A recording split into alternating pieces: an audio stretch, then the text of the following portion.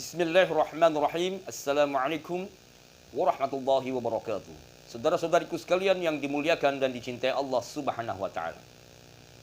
Tema ruqyah kita kali ini, ruqyah membinasakan orang zalim dan para pendukung-pendukung atau penyokongnya yang berbuat jahat kepada diri dan keluarga kita.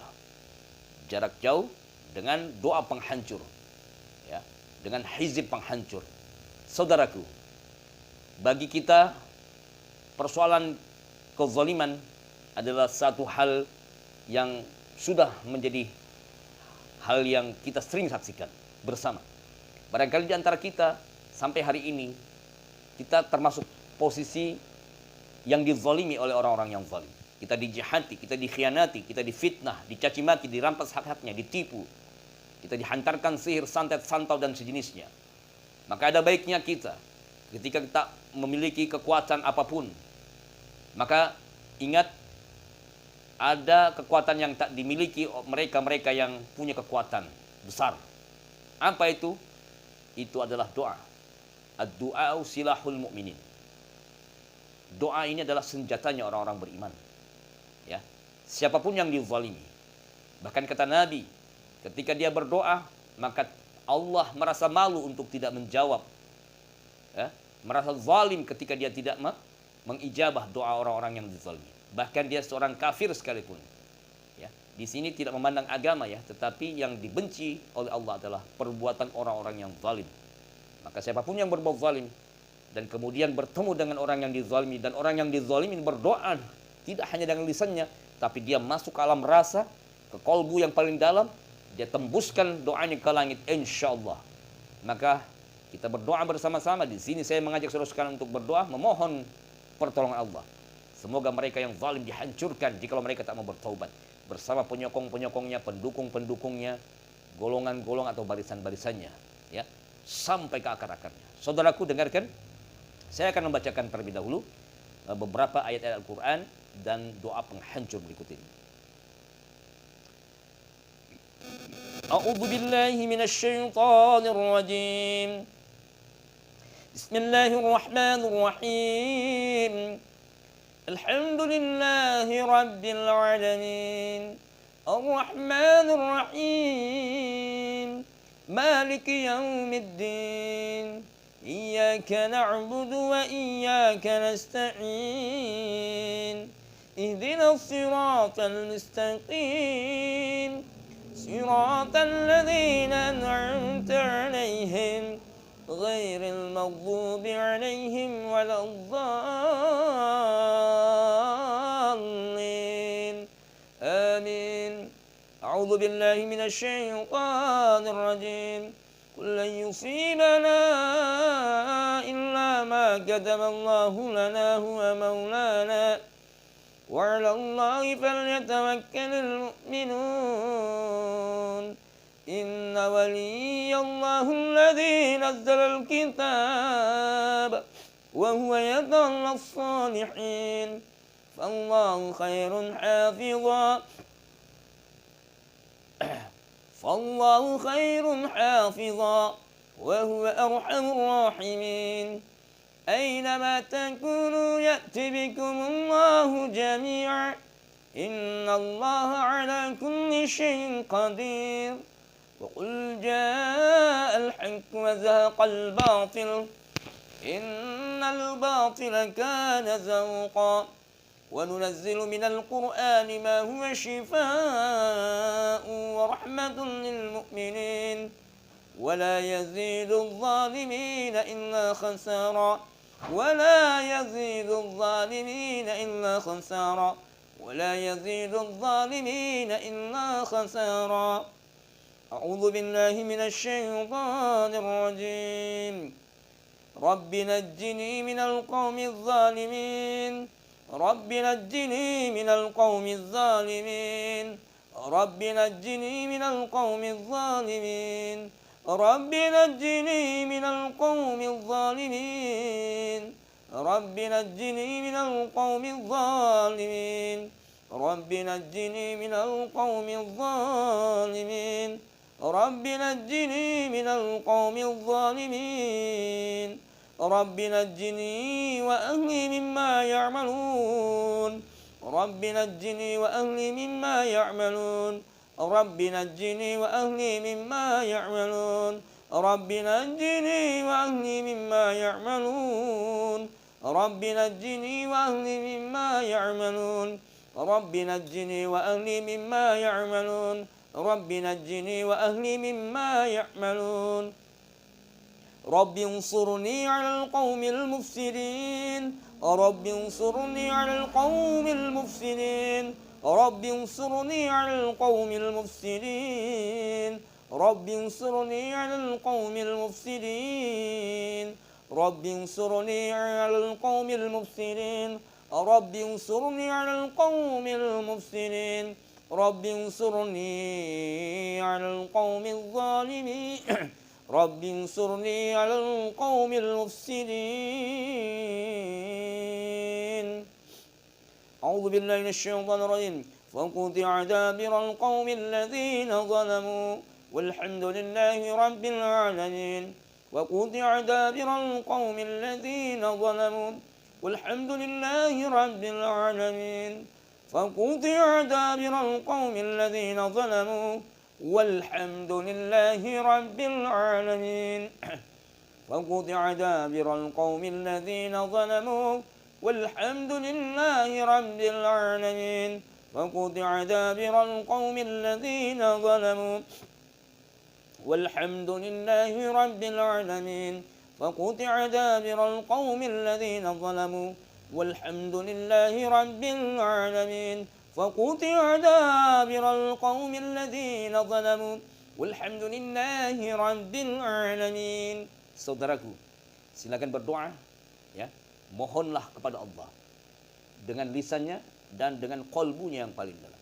Sinkronkan atau satukan antara lisan dan hatinya ya. Karena sesungguhnya ketika kita berdoa hanya dengan lisan tanpa melibatkan hati ya, artinya pikiran kita kemana-mana ya, tidak sinkron dengan apa yang kita ucapkan, maka doa kita ini akan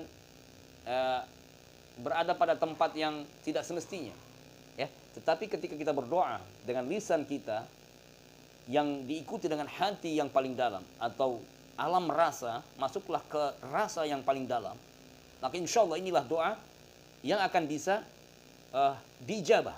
Oleh karena itu silahkan saudaraku berdoa.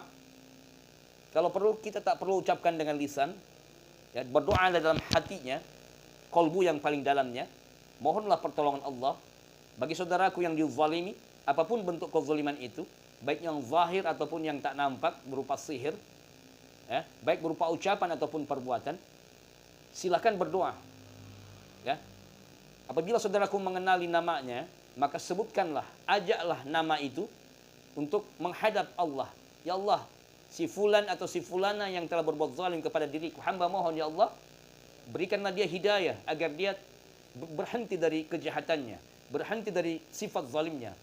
Ya, hamba mohon ya Allah, jangan biarkan si fulan si fulana ini berserta penyokong-penyokongnya, pendukung-pendukungnya berbuat kejahatan kepada diri-diri kami, kepada kaum muslimin. Ya. Yang kedua, ajukanlah kepada Allah nama si fulan tadi. Ya Allah, apabila si fulana ini setelah kami berdoa ini, mereka bersama pendukung-pendukungnya, penyokongnya, barisan-barisannya masih terus berbuat kejahatan, berbuat kerusakan, mereka masih berbuat zalim kepada diri-diri kami dan seluruh kaum muslimin muslimat dan seluruh manusia, maka kami mohon ya Allah, hancurkan dan binasakan dirinya bersama penyokong-penyokongnya, barisan-barisannya, pendukung-pendukungnya. Goncangkanlah kedudukannya, kacau balaukan hati dan pikirannya, putuskan rezeki-rezekinya, dekatkan ajal-ajalnya. Silahkan berdoa, minta kepada Allah, berikan pilihan dari doa tadi. Oke, silakan saudara sekalian. Sesudah itu dengarkan, mari kita bersama-sama berdoa dan aminkan doa ini. Kita memohon kepada Allah, ini satu hizib atau doa penghancur kepada mereka-mereka yang berbuat zalim, berbuat kerusakan dan kejahatan di bumi Allah ini. Bismillahirrahmanirrahim. Allahumma ahlik a'da'ana wa a'da'al muslimin.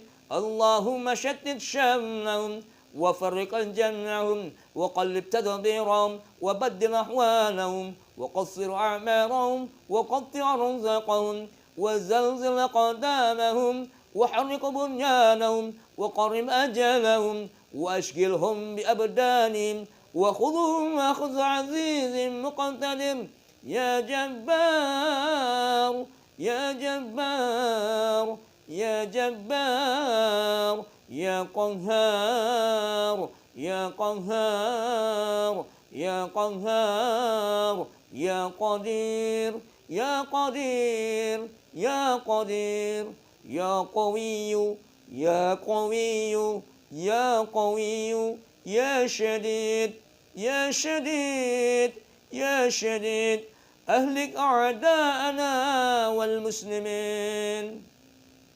اللهم أهلك أعداءنا والمسلمين. اللهم أهلك أعداءنا وأعداء المسلمين.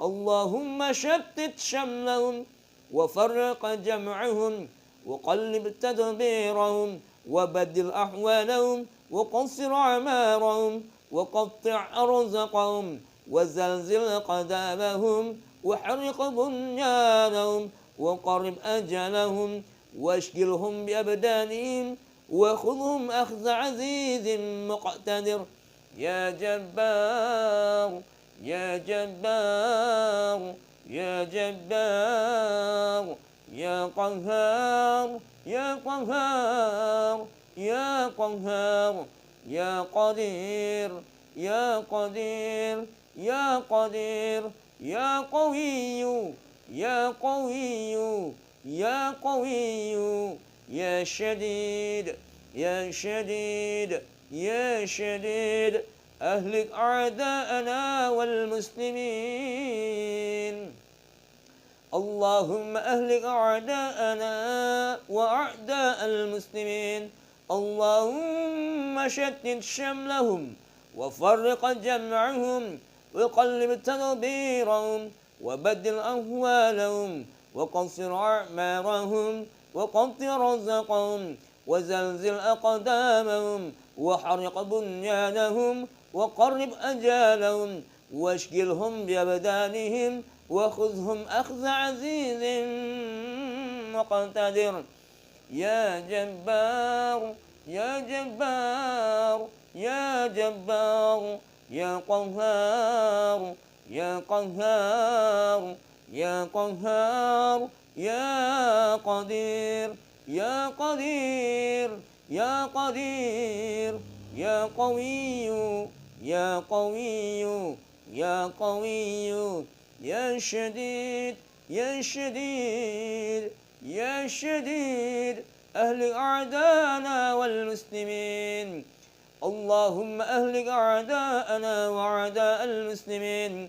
اللهم شتت شملهم وفرق جمعهم وقلب تدبيرهم وبدل أهوالهم وقصر أعمارهم وقطع رزقهم وزلزل أقدامهم وحرق بنيانهم وقرب أجالهم واشغلهم بأبدانهم وخذهم أخذ عزيز مقتدر يا جبار يا جبار يا جبار يا قهار يا قهار يا قهار يا قدير يا قدير يا قدير يا قوي يا قوي يا قوي يا شديد يا شديد يا شديد أهلك أعداءنا والمسلمين. اللهم أهلك أعداءنا وأعداء المسلمين. اللهم شتت شملهم وفرق جمعهم وقلب تدبيرهم وبدل أهوالهم وقصر أعمارهم وقطع رزقهم وزلزل أقدامهم وحرق بنيانهم وقرب أجالهم واشكلهم بأبدانهم وخذهم أخذ عزيز مقتدر يا جبار يا جبار يا جبار يا قهار يا قهار ya Qahhar, ya Qadir, ya Qadir, ya Qadir, ya Qawiyyu, ya Qawiyyu, ya Qawiyyu, ya Shadid, ya Shadid, ya Shadid, ahli adana wal muslimin. Ya Allah, ya Rabb kami memohon pertolongan-Mu. Selamatkan saudara-saudara kami dari segala kezaliman orang-orang yang zalim, dari segala kejahatan orang-orang yang jahat. Kami mohon, ya Allah, jangan biarkan saudara-saudara kami, apapun latar belakangnya dan siapapun mereka, dan dimanapun mereka berada, ya Allah, terus-menerus dikuasai oleh orang-orang yang zalim lagi jahat.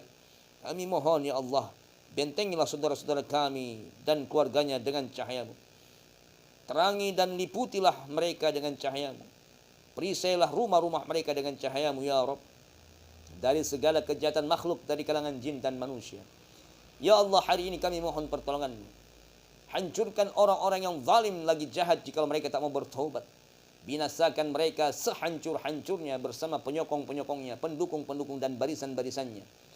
Manakala mereka merajalela terus-menerus berbuat kejahatan dan kerusakan, maka jangan biarkan, ya Rabbal Alamin, mereka melakukan kezaliman-kezaliman dan kejahatan di bumi-Mu ini. Bersihkan diri-diri orang-orang yang zalim dari segala kezaliman-kezaliman. Sucikanlah bumi ini, ya Allah, dari tangan-tangan kotor orang-orang yang jahat, orang-orang yang zalim.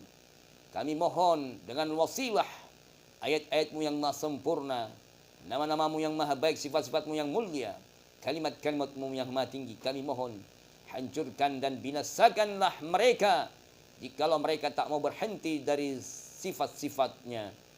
Duhai Allah, sesungguhnya Engkau memiliki tentara-tentara yang ada di langit dan di bumi, tentara-tentara yang ada di daratan maupun di lautan, tentara-tentara yang berada di berbagai penjuru langit dan bumi. Maka kami mohon, ya Allah, hancurkan mereka dengan wasilah tentara-tentara-Mu, ya Rabbal Alamin, dari kalangan para malaikat dan golongan ruhania. Bihaqqi iyyaka na'budu wa iyyaka nasta'in, wa hasbunallahu wa ni'mal wakil, ni'mal maula wa ni'man nasir, wa bi alfi la hawla wa la quwwata illa billahil 'aliyyil 'azim, wa bi alfi qul huwallahu ahad, Allahus samad, lam yalid wa lam yulad wa lam yakul lahu kufuwan ahad. Wa sallallahu ala sayyidina Muhammadin wa ala alihi wa sahbihi ajmain, walhamdulillahi rabbil alamin. Saudara-saudara sekalian, silakan berdoa kepada Allah. Jangan berputus asa, jangan mengeluh, jangan berprasangka buruk. Ketika ada di antara saudara bertanya, kenapa saya sudah berdoa tapi doa saya belum dijawab? Saudaraku, ingat, ketika kita berdoa, jangan hanya memakai lisan kita, tetapi libatkanlah hati atau rasa yang paling dalam. Ya, jangan kita berdoa tapi pikiran kita kemana-mana. Kalau perlu kita berdoa ini dalam keadaan sepi, tenang.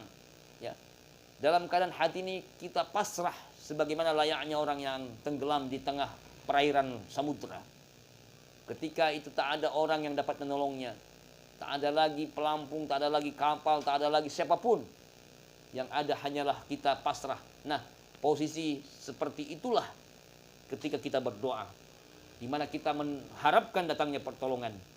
Dan pertolongan yang terbaik adalah pertolongan dari Allah Subhanahu wa Ta'ala. Oleh karena itu, saudaraku, teruslah berdoa, memohon pertolongan Allah, memohon rahmat Allah, memohon kasih sayang dan cintanya Allah.